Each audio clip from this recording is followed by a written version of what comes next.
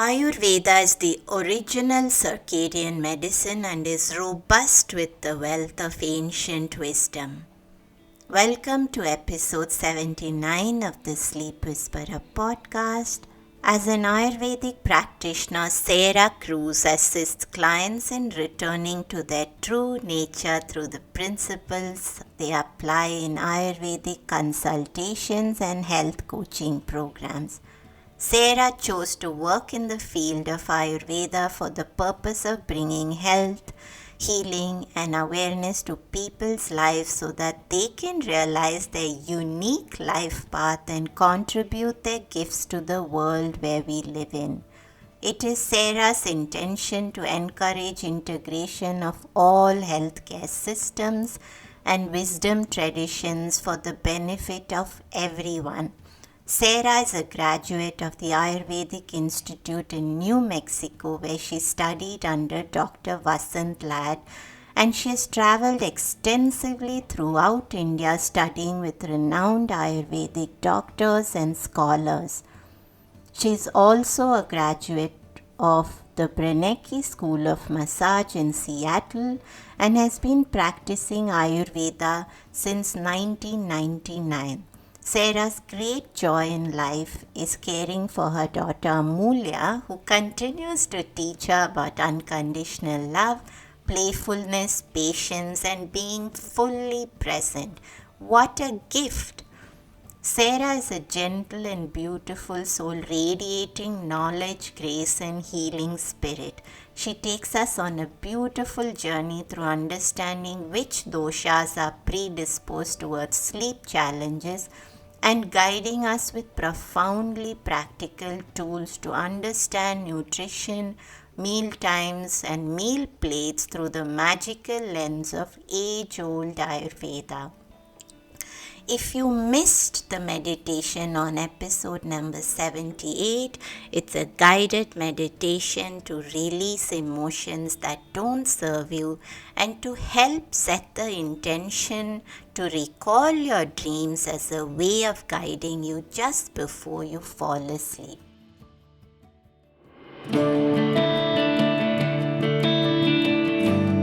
Hey everyone, I'm Deepa, Light Functional Medicine Practitioner, author and yogini, and you're listening to the Sleep Whisperer podcast, the only sleep podcast with conversations and meditations.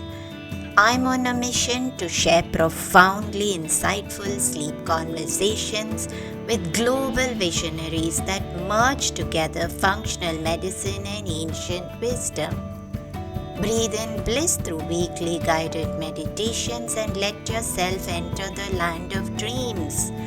Together, let's unravel the pieces, get to the roots, and understand the right tools to transform your sleep completely.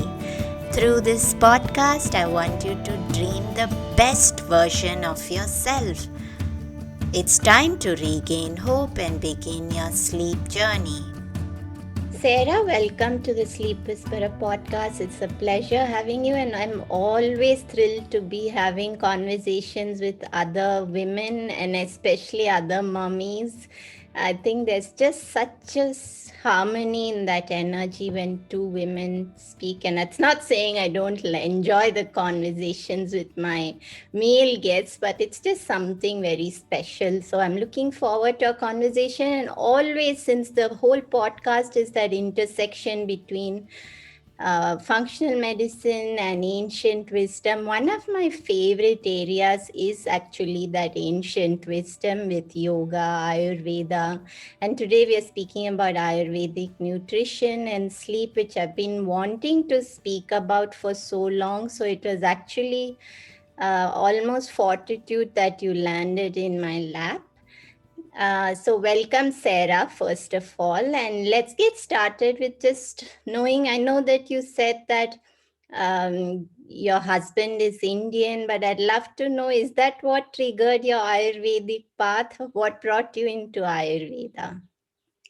Thank you so much for having me as a guest today, Deepa. I'm so delighted to be here to share about Ayurveda.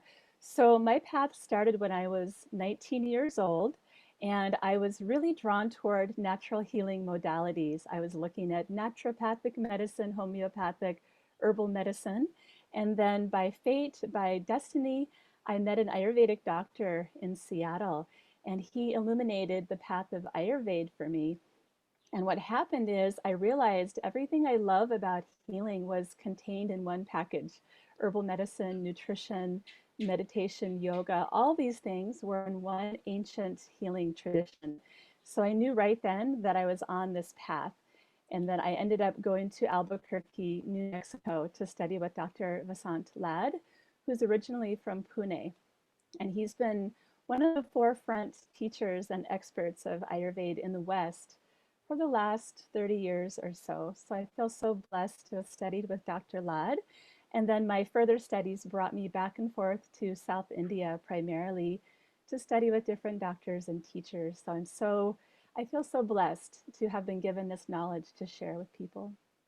I so hear you about the blessing of knowledge, Sarah, because I think that's one of the main tenets of Eastern ancient wisdom is to always have gratitude that you're the instrument and you're just, the gurus have blessed you with the knowledge. And I think that just goes such a long way, not just in terms of us feeling humility and not being borne down by ego, but also even for the people that we work with, because there's something as if there's the essence of thousands of gurus guiding that light which we try to shine upon all the people that we try and help. So it was so beautiful to hear you say that. And I know that you've had a lot of experience working through Ayurveda and especially working out those sleep challenges. And could you first just tell us a little bit of what have you seen in your practice typically, and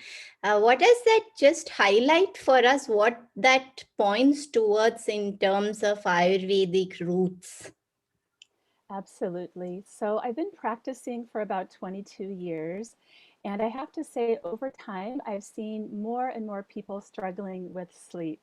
In fact, about 9 out of 10 of my clients list sleep as one of their top three health concerns.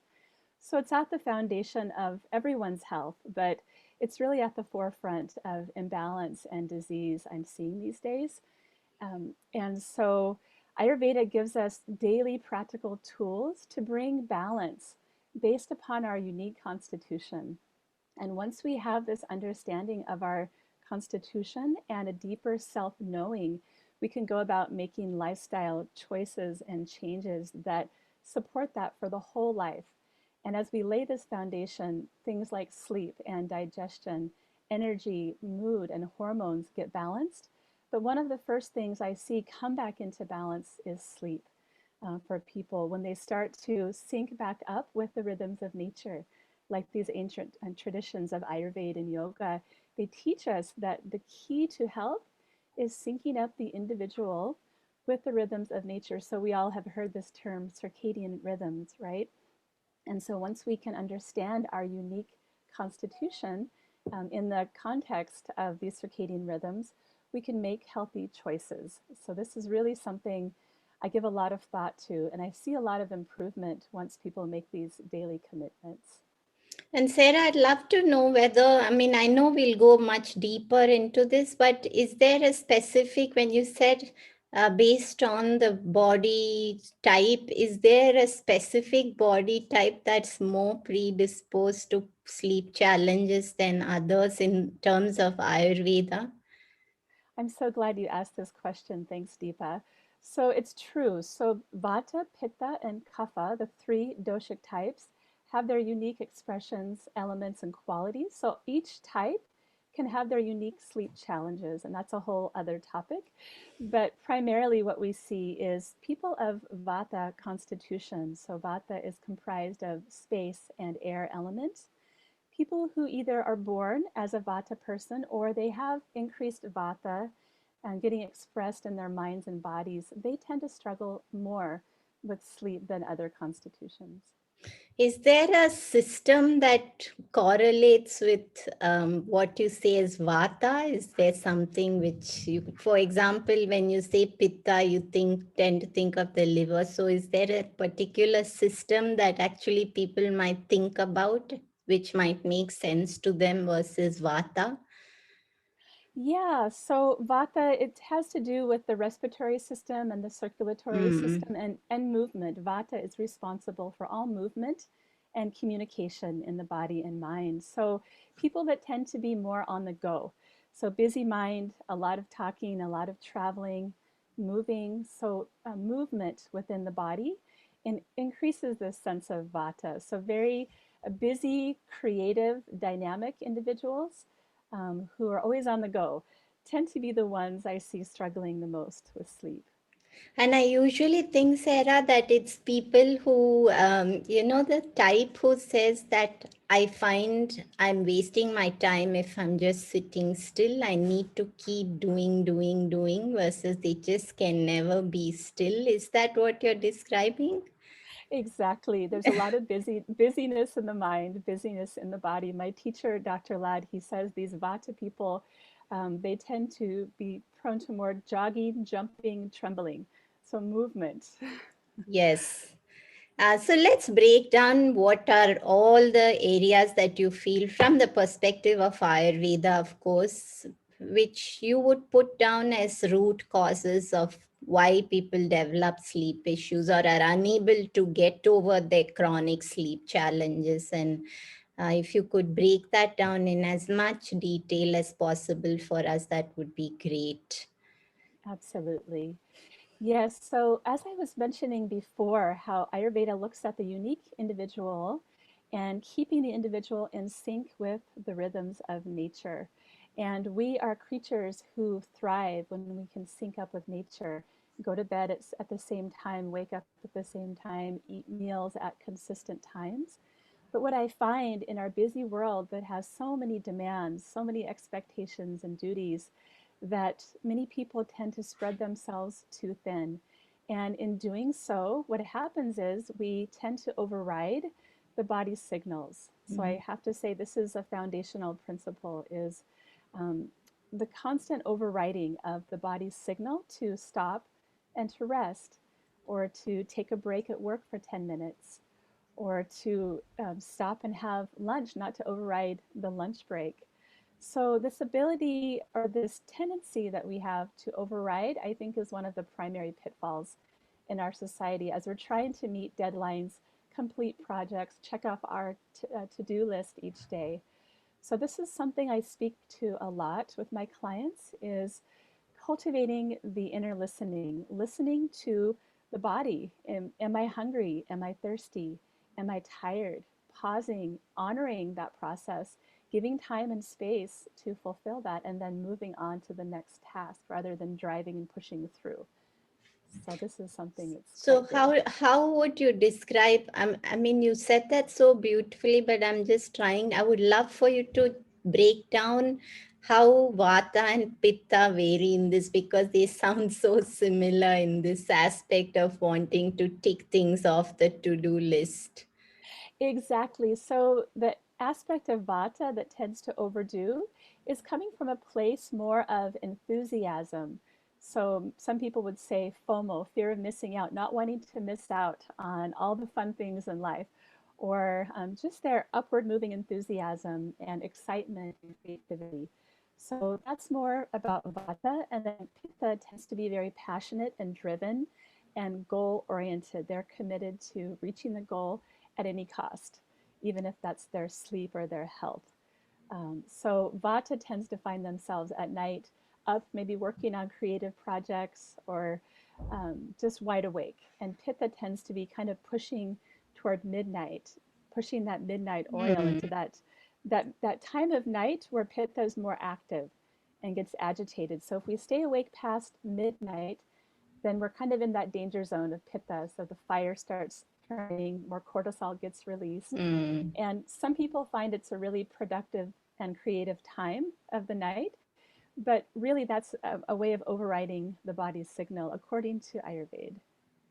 Absolutely. And I'm glad you said that, Sarah, because, I'm always speaking out against this concept of night owl chronotypes, that people are meant to be awake in the night and doing their best work in the night. And that's when they're more productive. And I'm always bringing caution to that concept in the sleep space, because I feel that it ignores underlying physiological imbalances, which lead somebody to behave as if they were a night owl. And I'm so respectful of this ancient belief that you need to be as much in sync with the earth's biological rhythm as possible. So I'm glad to hear you say that. But before we jump into Ayurveda and nutrition, does that mean the Kapha people never have sleep issues?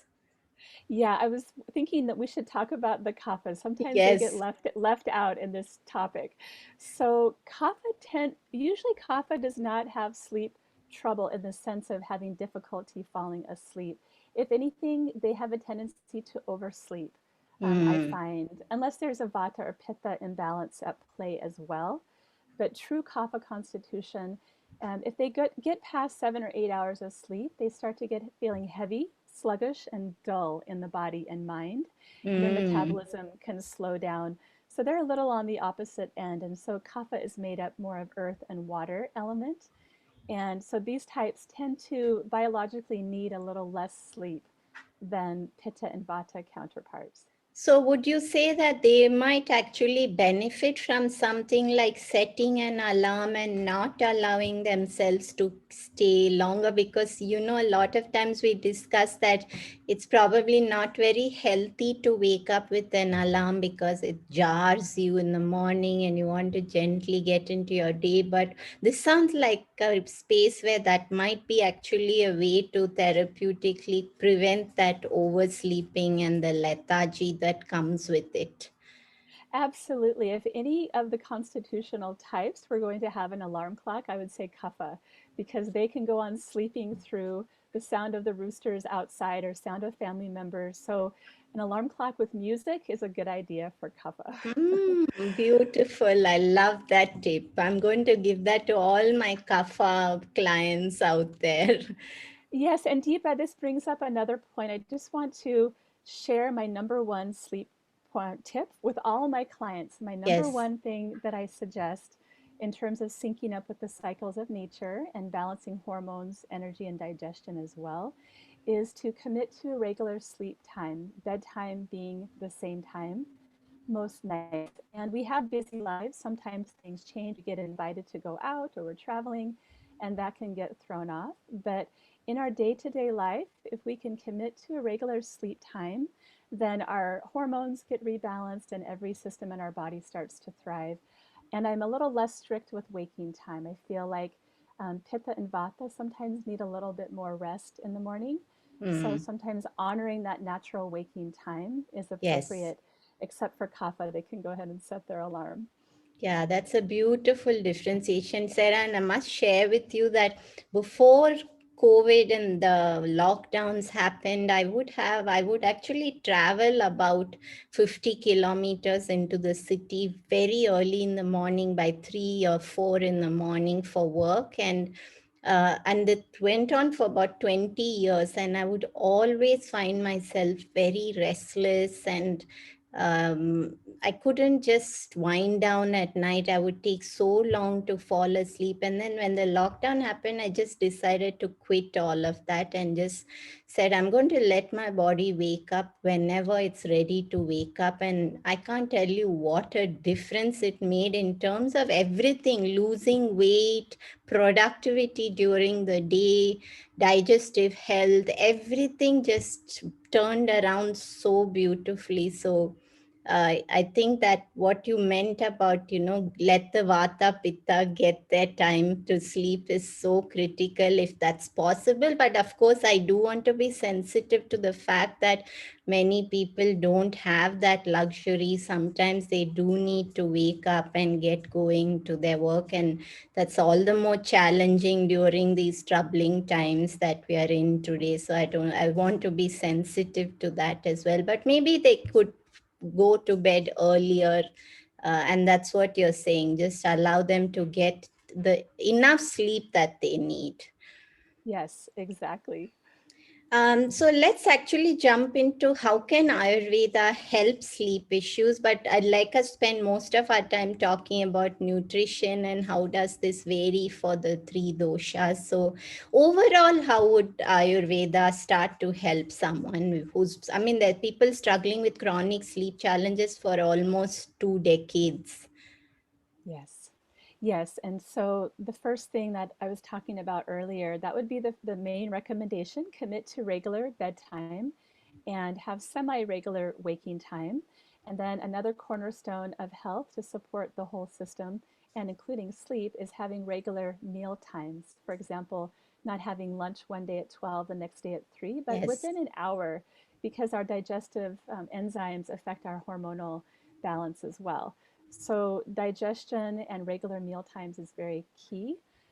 So those are two main points. And And then one before of you my go further, Sarah, I must stop you because I want to ask you, is there a specific time when you're saying go to have a regular time to go to sleep? Is there a time that you suggest don't cross this time? Because there's so much out there. As I said, the night owls that some people can sleep at. If they're sleeping midnight to 9 a.m., it's perfectly fine. So, what are your thoughts on time, exact time?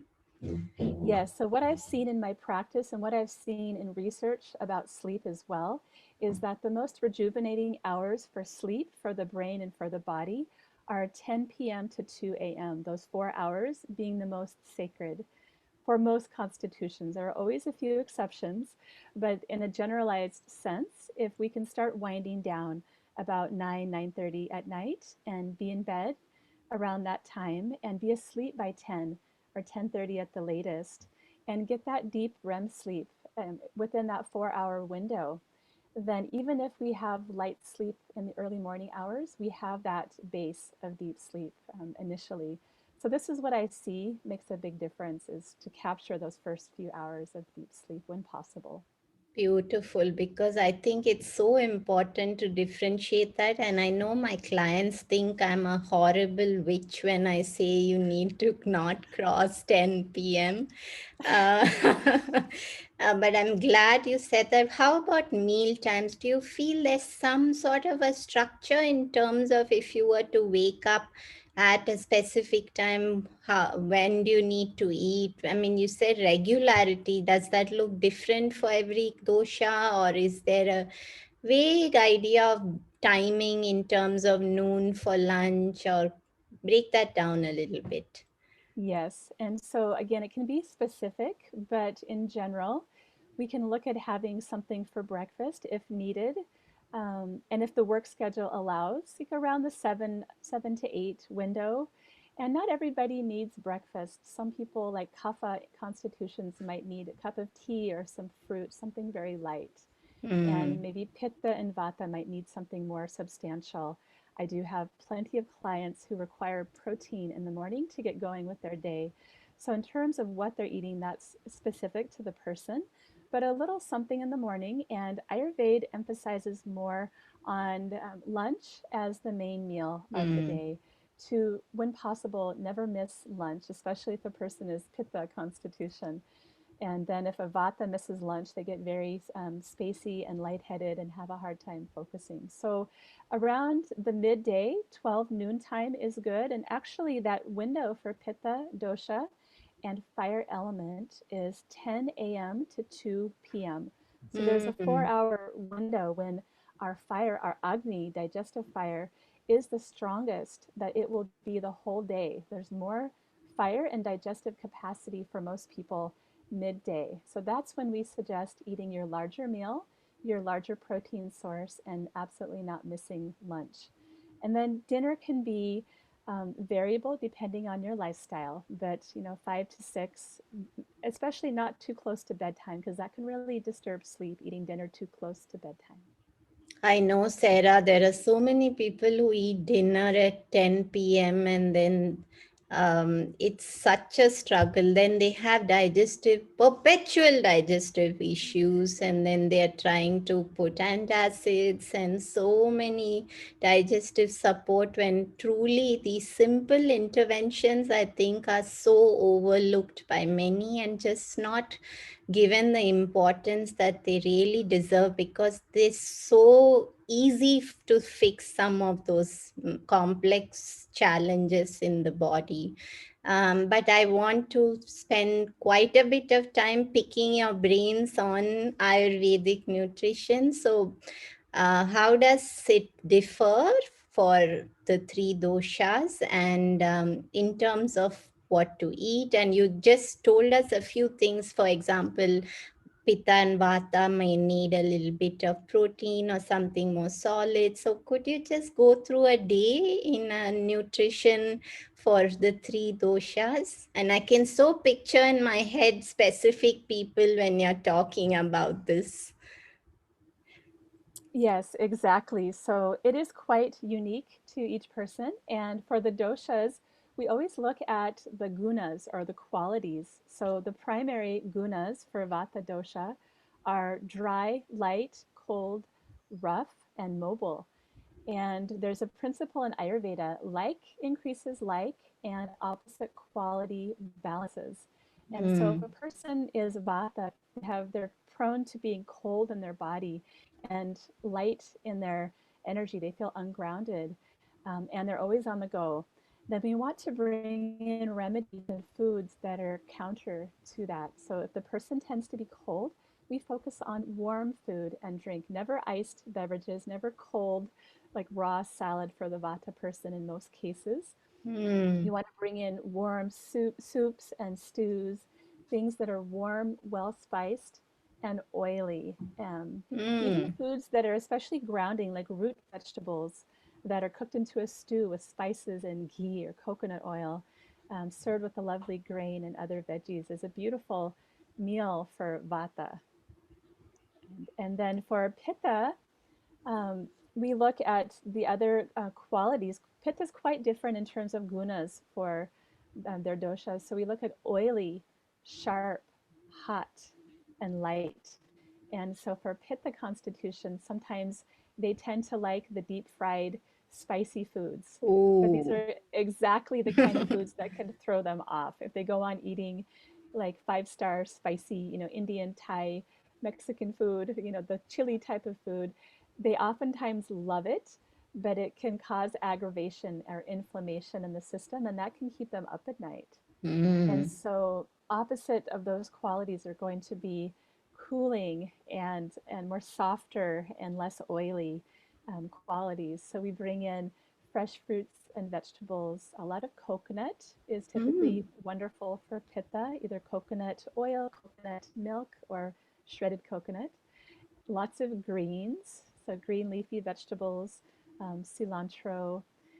So there's a lot of focus on cooling the pitta fire. So, what would happen if someone were both Vata and Pitta, because these seem so opposite to each other, and that can be a struggle to figure out what do you really need.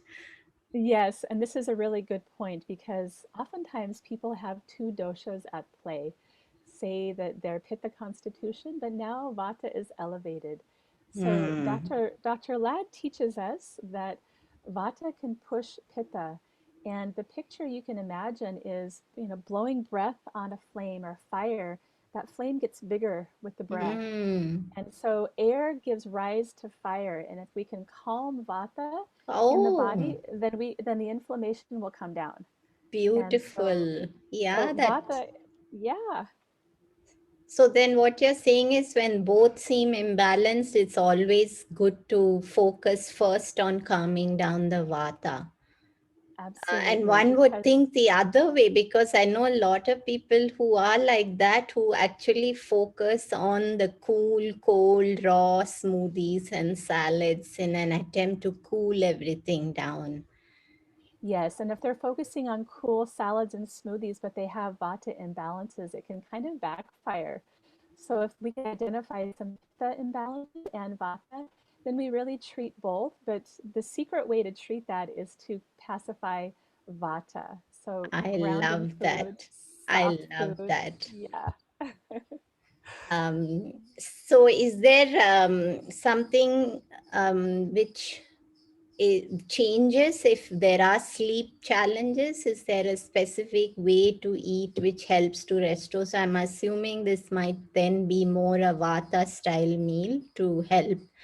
And Yes. I also want to ask you, if someone's having sleep issues, does it um, one of the things that I point out, because people in the sleep world talk a lot about dinner, but I usually say your sleep is decided right from your breakfast and what you're eating. So would you say that it begins right from the morning of the how you're eating, which decides how your sleep is going to be at night?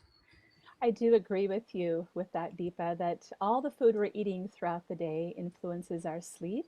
Dinner might be a little stronger in influencing, but breakfast, lunch, anything we're ingesting throughout the day accumulates in the body qualitatively and has impact.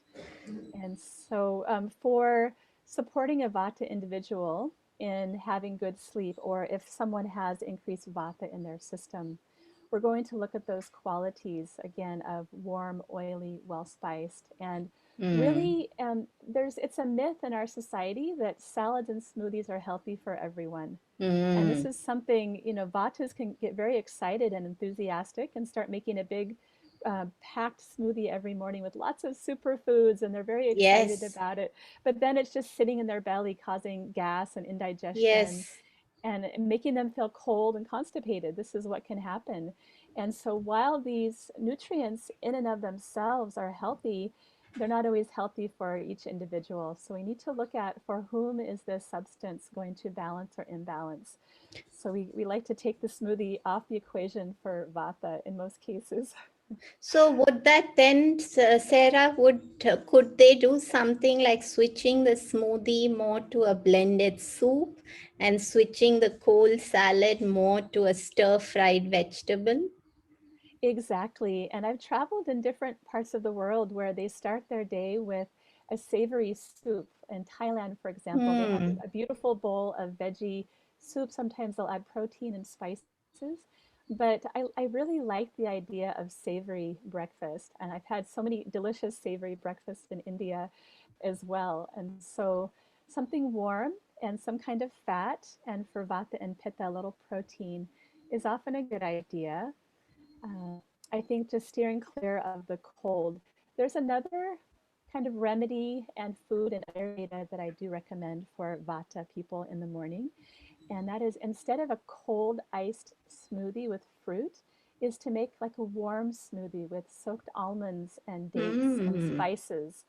And you Yum. literally take about 20 almonds, soak them overnight, and grind them in the blender with a couple of dates and either cow's milk, goat milk, or a seed or nut milk, and a little cardamom, cinnamon, and saffron. So they drink this, and it gives a lot of energy and strength. You know, Sarah, when I was in the Himalayas, in the ashram, that was exactly the kind of drink that they gave us early in the morning, and there was nothing else. But I mean, the bliss you would get from that one drink was so profound that I remember savoring every single sip of that drink. Um, so let's go a little bit into kapha, but then, of course, I love to break down all the three doshas a little bit more in terms of whether, and I also want to get your thoughts on grains, but let's talk about kapha first. Yes, so kapha tends to, as I mentioned, oversleep or have more heavy quality at night. And one of the sleep struggles that they can experience is sleep apnea, difficulty Mm. breathing and sleep apnea because of congestion or heaviness in the body. So for kapha, we want to steer clear of heavy foods, like a lot of dairy products, milk and cheese, especially before bedtime. That can create heaviness in the lungs, stomach, and body, and in some cases create difficulty with breathing, which can disturb the sleep. So instead of these heavier, kind of sweet, milky kinds of foods, we go for foods that are lighter and well spiced. So squashes and different grains and lots of ginger and black pepper and in some cases chilies, good for kapha dosha. So Hmm. it's exact opposite of vata in most qualities. Beautiful. And this just really keeps going back to the fact that there's no perfect diet, and it's really so dependent on each person, because there's so much of talk. And coming to that, I want to ask you, because recently in the nutrition world and everywhere, greens have become so vilified, and they're considered inflammatory, and there are people who are removing all grains, even when, frankly, I don't think they need to do that. But what does Ayurveda say about grains in terms of the different doshas? And are there specific grains that are more suitable to one dosha over the other? Yes, wonderful questions. So, again, for whom is this substance or grain appropriate? And Ayurveda historically has accepted grains as very nutritious foods that build strength and build ojas in the body. So, we look at the Agni, the digestive fire. If a person has an intact Agni, then they should be able to digest most foods, including grains. But if the digestive system is weakened or there's been injury or illness, then the Agni can be compromised and they may need to reduce different grains or eliminate them altogether for a period of time. In my practice, I don't usually eliminate all grains for most clients, but look at rotating them, having a handful of Mm. grains for each constitution and rotating them, making sure that they are non GMO, organic, and good quality. That's very important. I find that people seem to be more sensitive to adulterated, Yes. GMO types of grain, especially wheat. I hear from clients all the time, oh, if I eat wheat or bread in the States, I get inflammation and reaction. But if I go to Europe or India, I can eat chapati or croissant and have no problem. And so there are these different kinds of grains. The ancient grains tend to be less problematic. And so for the doshas, we look at how they nourish the qualities of the dosha. So for vata, vata tends to do pretty well with a lot of grains. They're very nourishing and grounding. So different kinds of rice, even wheat or chapati, is quite nourishing for vata. We don't want to give like too many grains that are very drying, like millet. If you give a Mm. lot of millet to vata, it can create more dryness. So if a vata person loves millet, add plenty of ghee or fat and spices, and Mm. that can neutralize it pretty easily.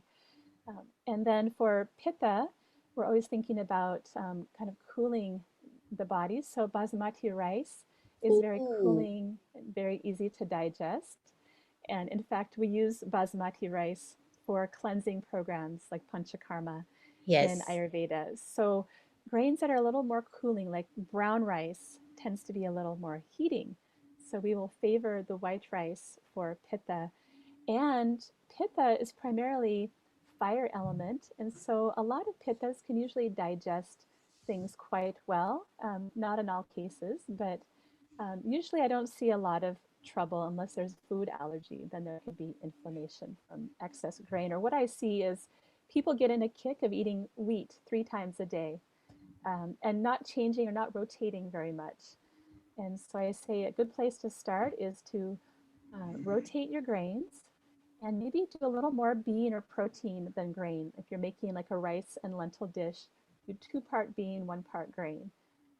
So that That's seems to help perfect, with, Sarah, because you're so yeah. right. Because I feel that even in terms of other food, when people say they've become allergic or intolerant, I think one of the reasons is that sometimes you can get fixated because you hear that this is a superfood and then you're doing it every single day. And I think that itself, rotating sounds amazingly therapeutic because you're not really putting undue stress on the body with any one food. And that's a great way to approach overall diet, I think. And so let's talk about kapha, because, and I'm glad you spoke about agni and wheat, because of course there's so much of confusion over wheat itself. But I do think that there are two opposite camps in this as well, because on the one side, you have people who are anti gluten for everything.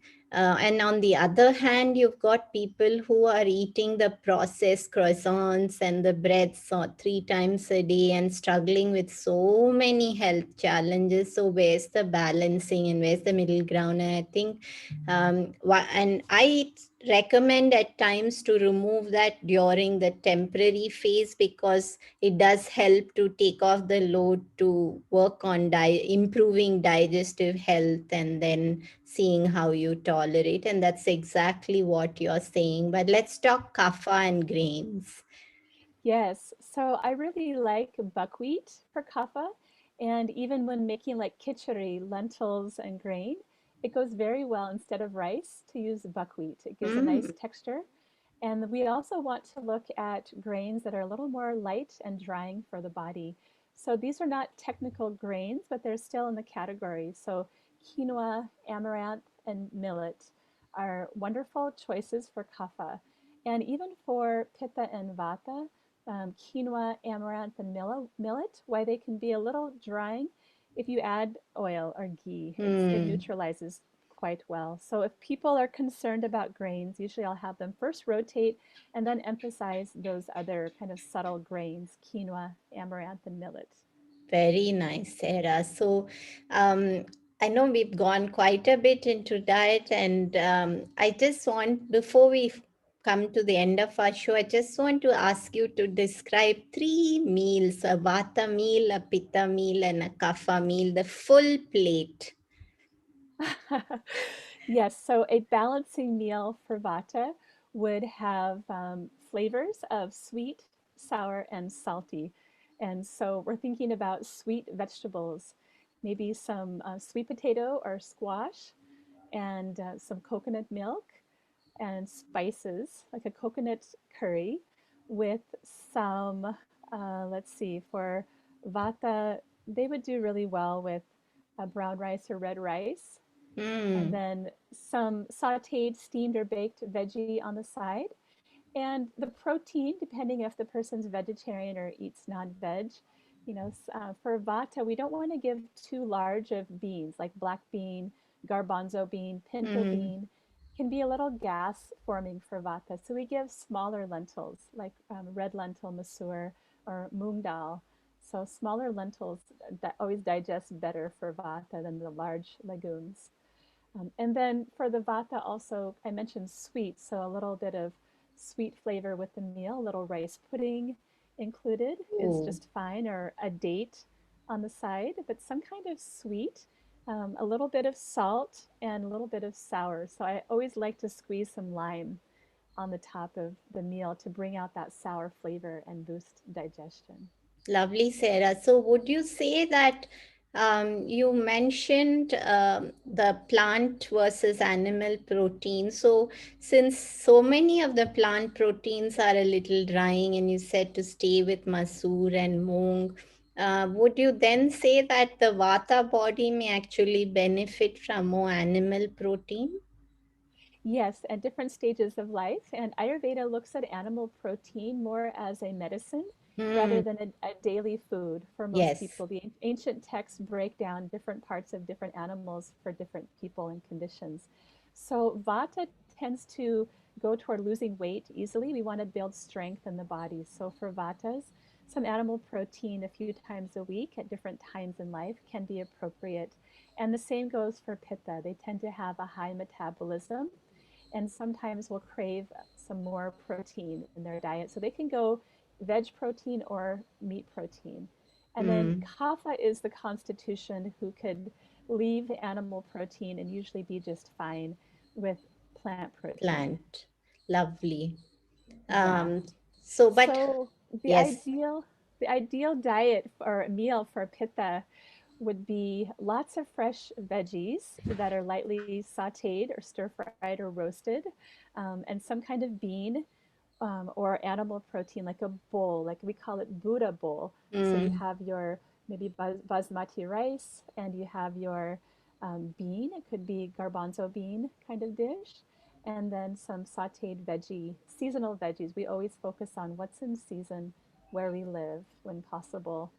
And then lots and lots of cilantro because pitta tends to get overheated. So cilantro chutney or handfuls of greens and cilantro, again, a squeeze of lime, but not to overspice the meal. Where vata does well with more spices. Pitta should keep it more neutral, like cumin, coriander, fennel, and cilantro. Lovely.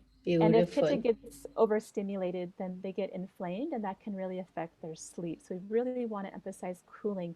One way to do that quickly is to add 1 spoon of ghee to the Buddha bowl for the pitta. And if they get imbalanced, they also get very angry, and that can make life unpleasant for themselves and everyone around them. Yes, because they experience conflict when they're out of balance, and then they can be up and stewing about it, worrying about it, getting upset. And so ending the day in a peaceful way is important for pitta, and the way they eat absolutely impacts that. And then for kapha, we can have some other vegetable choices. So they do fine with kind of rougher vegetables like some broccoli or cauliflower and cabbage, also stir fried. Lots of ginger. Ginger is my favorite spice for Mm. kapha. Just handfuls of chopped ginger, fresh turmeric, spice, and such as quinoa or buckwheat, or even a khichdi, so lentil and grain dish. Mm. Not too much sweet flavor. We want less sweet for kapha and more spicy for them. And with all doshas, we talk about sipping warm liquid or room temperature tea with the meal, not to gulp ice water or end the meal with the big glass of water. Lovely, Sarah. And I know that we've already spoken for so long, but I'm going to keep you for a little longer because I want to ask you about dinacharya, herbs, oil, pranayama, because you had mentioned all of that in the context of sleep. So could you just give us a little overview into that, and then we can get to the end of our show? Maybe Yes. have you back later to discuss the other things we thought about. Yes, and so you're really naming it, Deepa, the dinacharya. This is our daily routine, what we do to take care of ourselves, our self-care practices. And we hear this term self-love in our society so much. In Ayurveda, the way we cultivate self-love is through self-care, commitment to our daily care, our daily dinacharya. So, and what we do to take care of ourselves. So, morning practice such as waking up, earlier and brushing teeth, getting going, having some warm water, maybe water soaked overnight in a copper cup, or Hmm. drinking a glass of warm lemon or lime water, and doing some gentle pranayam and yoga asanas, or maybe going for a walk in the neighborhood. Then doing abhyanga, the self massage, which is really huge in Ayurveda. And I would say, of any of the self care practices I could recommend to your listeners today, the self abhyanga, where you take, for example, sesame oil or coconut oil and warm it and apply it to the whole body. Lots and lots, liberal amounts of oil. You just rub it on kind of briskly, get it on, and it takes about 5 or 7 minutes. So you get this oil on and then take a shower or a bath. And the heat from the shower pushes the oil deeper into the system and it relieves the nerve endings And and you supports. don't need to soak the oil? Heat the oil. Sometimes I'll say take your bottle of oil and put it in a pan of warm water, like just a cup or a pan of warm water, and then it's warm. Then you just rub it on and And you need take to your shower. wait? You do need to If wait? you actually don't need to. If you have the luxury of time, like on the weekend, you have more time, you could maybe wear a thin towel or a sarong after you've oiled and let it soak in.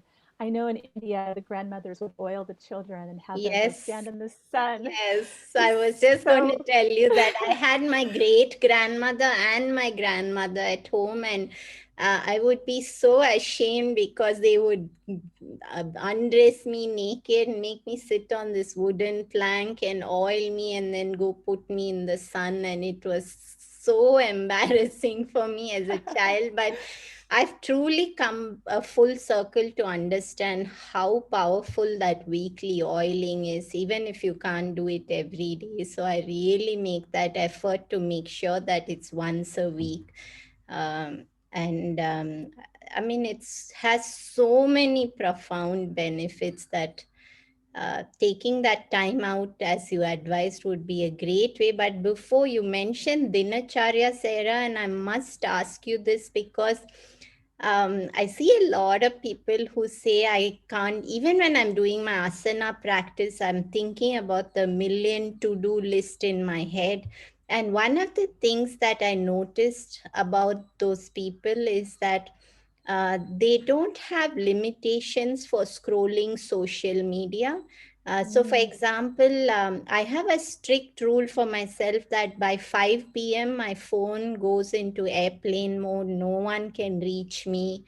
So, my mind kind of thinks that the world is not bothering you now, and that makes a huge difference to how you calm down in the night. And then the other aspect is that when I wake up and I'm an early riser, I can wake up at 4 o'clock, go for a walk. I don't check social media, emails, or phone until I've finished my walk in nature and expose my eyes to natural light. And then I come and start getting into the day. And I think that makes such a difference. So, I just wanted to share that quickly in the Dinacharya as well, because it's something that people just don't give enough importance to, but it can be a game changer in terms of that restless energy that you spoke about.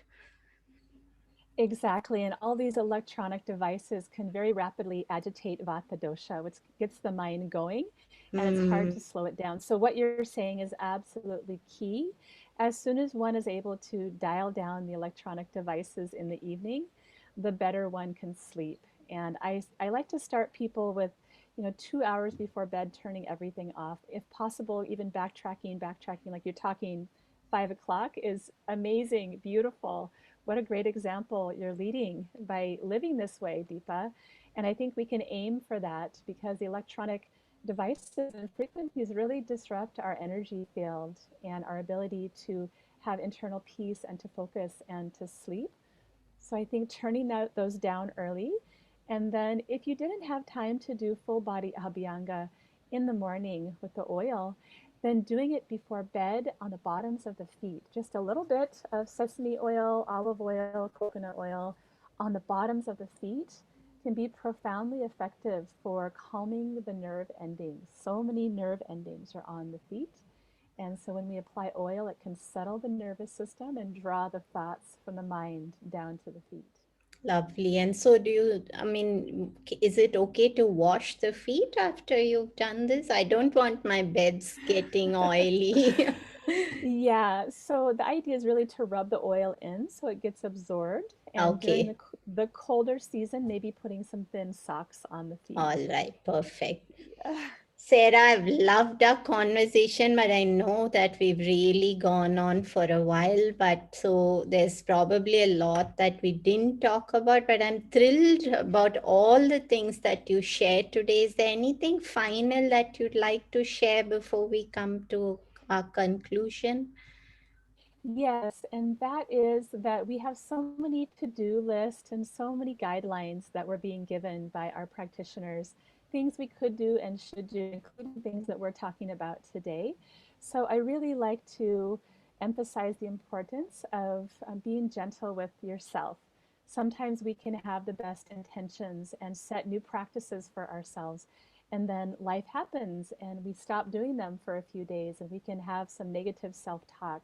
But I really want to encourage you to not have negative self talk or any bad feelings if you drop off of your ideal dinacharya or your ideal sleep practices, because just knowing them is a wonderful start. You can always return to your practice. This is what I tell my clients. If we drop off, it's okay, we're human. We can always return. That's beautiful, Sarah. And I need you to complete a show mantra. If sleep is the new medicine, then how would you complete that mantra for us?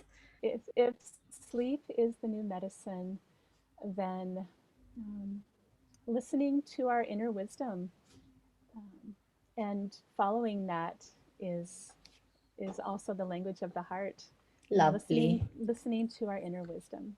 That's beautiful, Sarah. Thank you for being on the show today. And really, I loved our conversation so much. So many practical takeaways.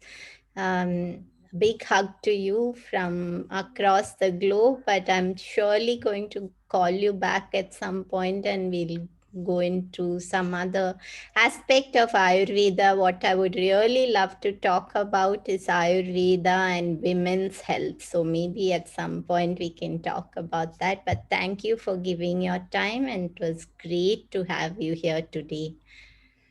Thank you so much, Deepa. I really enjoyed our conversation.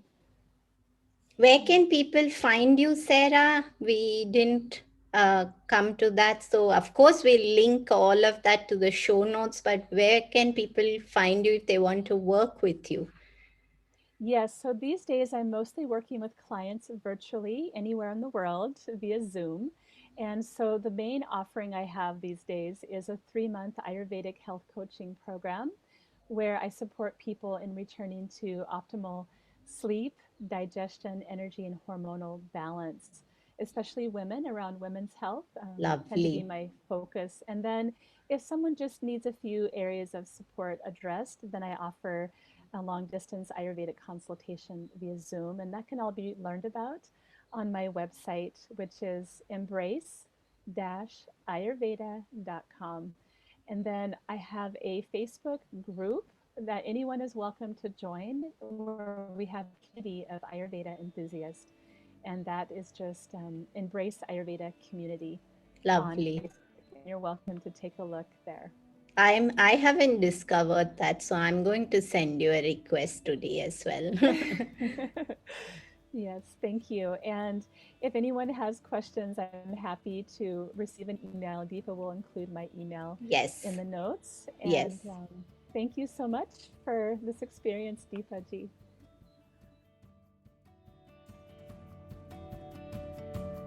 Hi everyone, I hope you enjoyed the show today. Just a reminder that this podcast is for information purposes only. It is not a substitute for professional care by a doctor or otherwise qualified health professional.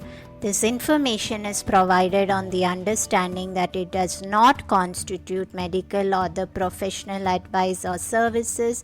If you are looking for personal help on your health journey, do seek out a qualified professional. Please do make your own healthcare decisions based upon your research and in partnership with a qualified healthcare professional. It is in no way intended as medical advice or a treatment or cure for any condition. Be sure to always directly work with a qualified practitioner before making any changes to your diet or lifestyle that may feel out of your realm of comfort or understanding. If you are looking for an allied functional medicine practitioner, do seek out more information on www.phytothrive.com. It is important that you have someone who is qualified and understands your health personally in order to provide adequate care, especially when it comes to chronic health conditions. Be sure to subscribe to the Sleep Whisperer podcast on your favorite podcast app to get each episode as soon as it launches.